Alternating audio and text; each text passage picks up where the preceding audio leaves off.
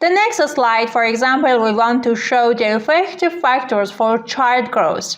We have listed some factors, but these data are not valid and they have not taken from the valid source. I put them here as an example. Well, this is one way that I use a simple table and show my statistic, or I can show it in a bar chart. There is also another way to show the statistic and present in a different way, that I fill the column chart depending on the content I provide with some icons, exactly in a way that you are seeing how did I make it. I will explain this way on the simple bar chart in the previous slide. With one click, all these columns are selected. If we click once again, just one column will be selected. When you select only one column, have a right click on it and select Format Data Point. Then in the fill section, select picture and you can select the related picture from file that you have downloaded.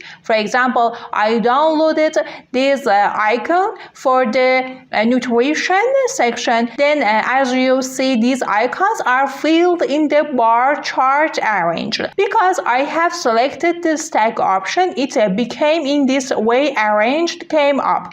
If it is shown for you in this way, it is because of that the stretch option is active for you. It pulled the icon in order to fill the column. If you see it in this way, change it into stack option.